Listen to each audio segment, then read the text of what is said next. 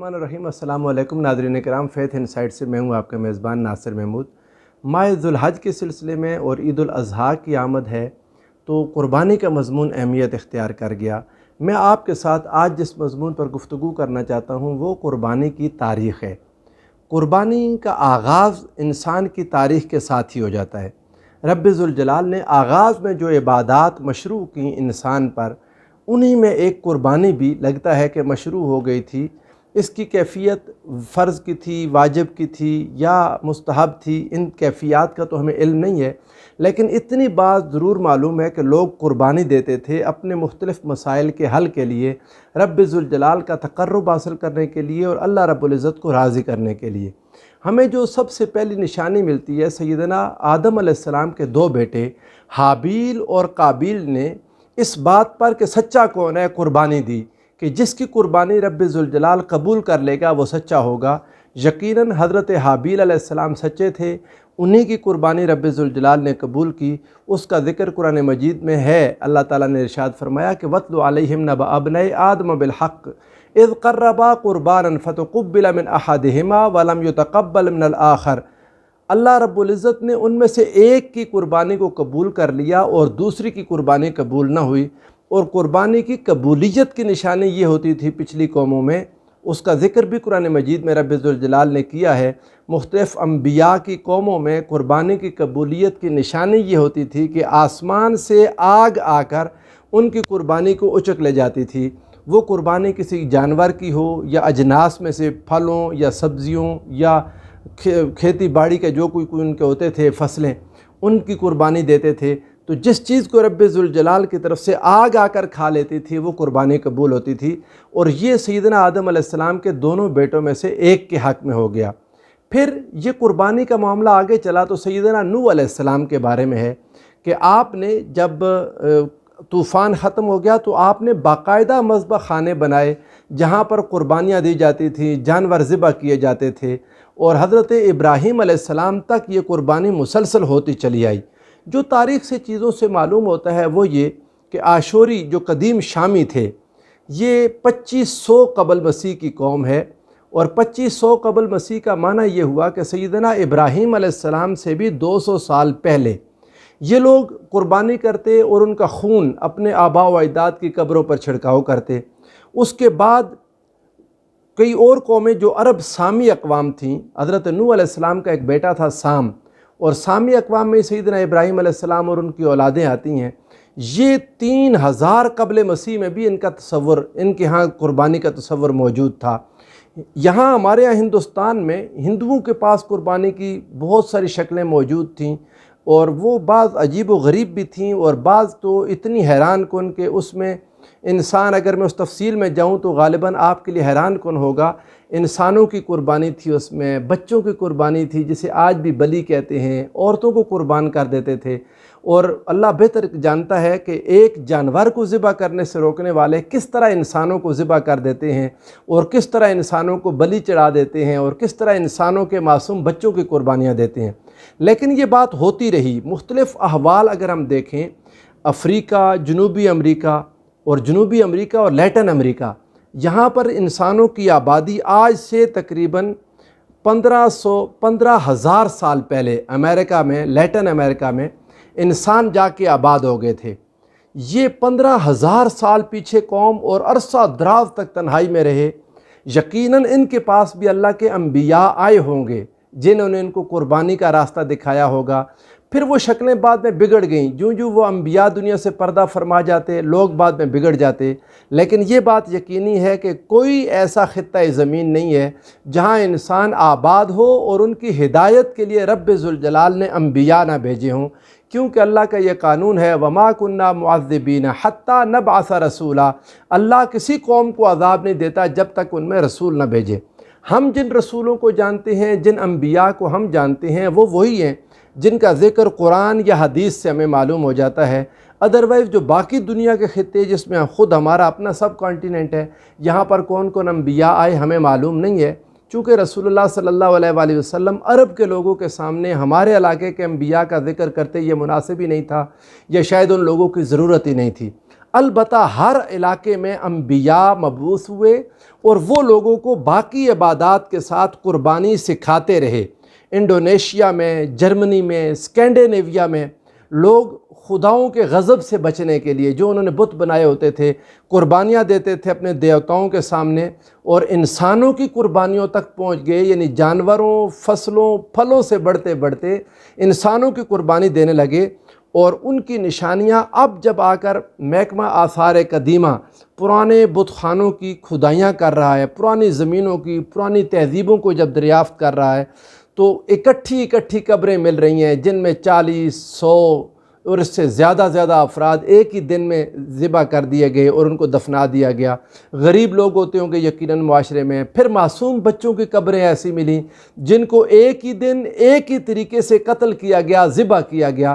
یقیناً جب کچھ بڑے لوگوں کی قربانیوں سے ان کے مسائل حل نہیں ہوئے ہوں گے، بارش نہ ہونا یا اور کئی پریشانیاں حل نہ ہونا یا دشمن کا حملہ ہو جانا، اس سے بچاؤ کے طریقہ کار کرنا، تو وہ پھر معصوم بچوں کو ذبح کرتے ہوں گے اور ان کو یعنی آپ یوں کہہ لیں کہ بلی چڑھا دیتے تھے۔ ہندوستان میں بھی یہی رہا۔ ہندوستان میں یعنی جانوروں کی قربانی سے روکا گیا کہ خونی قربانی نہ ہو، لیکن حیران کن ہے کہ یہ خونی قربانی نہ کرنے والے لوگ انسان کا خون بہاتے رہے۔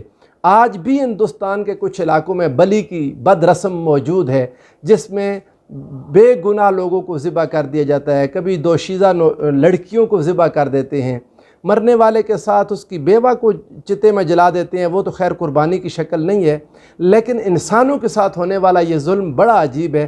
ایک ایسے ملک میں جہاں جانور ذبح کرنا اور گوشت کھانے کی پابندی لگائی جاتی ہے، اور وہ جانور کے ذبح کو ظلم سمجھتے ہیں، لیکن انسانوں کی ذبح کر دینا، انسانوں کو ختم کر دینا ان کے نزدیک ظلم نہیں ہے۔ بعض قدیم ادیان میں غیر خونی قربانی تھی، وہ لوگ پھل اور سبزیاں اور اس طرح کی چیزیں دیتے تھے۔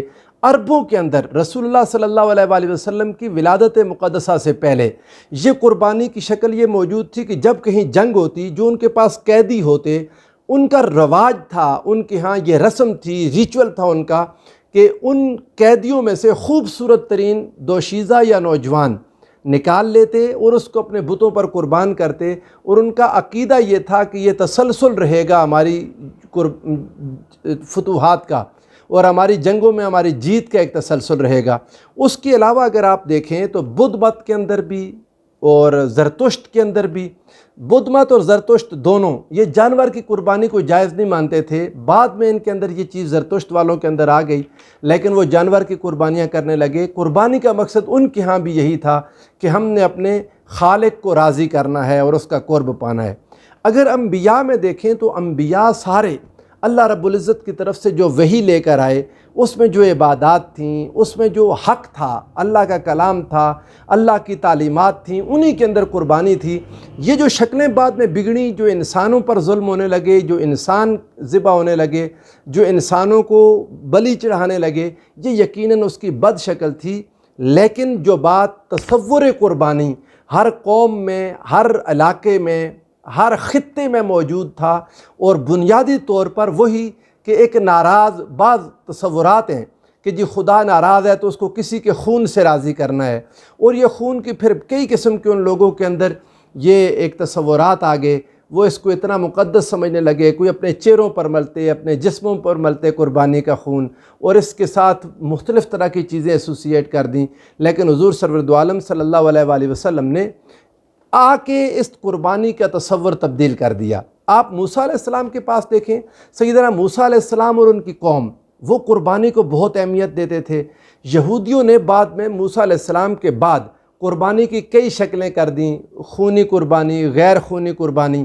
پھر خونی قربانی کو بھی کئی حصوں میں تقسیم کر دیتے۔ کوئی قربانی ایسی ہوتی جو وہ اپنے گناہوں کے کفارے کے لیے کرتے تھے، وہ ساری کی ساری جلا دیتے تھے۔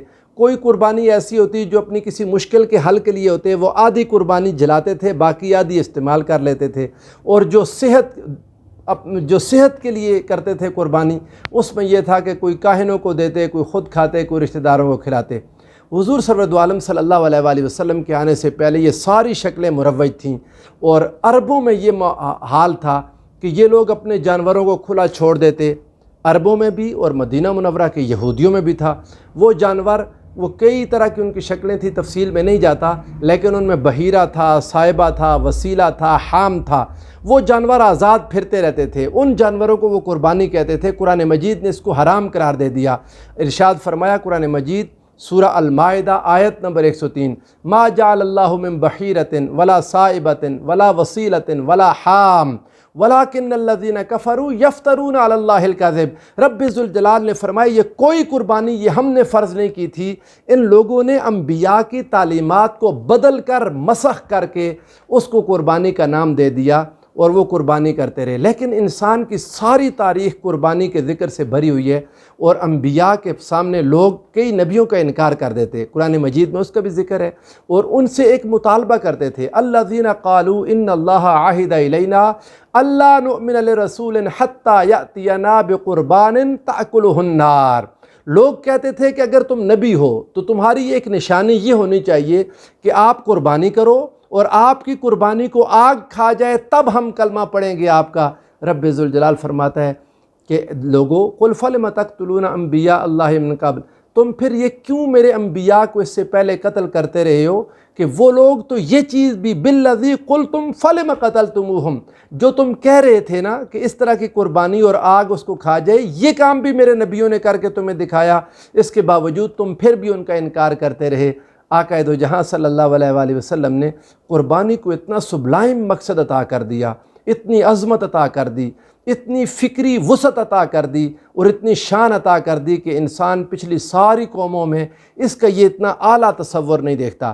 نبیوں کے تصورات یقیناً اعلیٰ تھے، مگر لوگوں نے بدل کر ان کو کم سے کم تر کر دیا۔ مگر قربان جائیں، ہمارے آقا صلی اللہ علیہ وآلہ وسلم نے پچھلے سارے انبیاء کی قربانیوں سے بھی ایک نبی کا نام لے کر اپنی قربانی کے تصور کو بہت اعلیٰ کر دیا، اور فرمایا ضحوا فإن هذه سنت ابیکم ابراہیم۔ اس پر انشاءاللہ پھر اگلی کسی نشست میں گفتگو کروں گا کہ اسلام کا تصور قربانی کیا ہے اور اسلام اپنے ماننے والوں سے کیا چاہتا ہے۔ اللہ تعالی ہم سب کو قربانی کا صحیح مفہوم سمجھنے اور اس پر عمل کرنے کی توفیق عطا فرمائے۔ والسلام علیکم ورحمۃ اللہ وبرکاتہ۔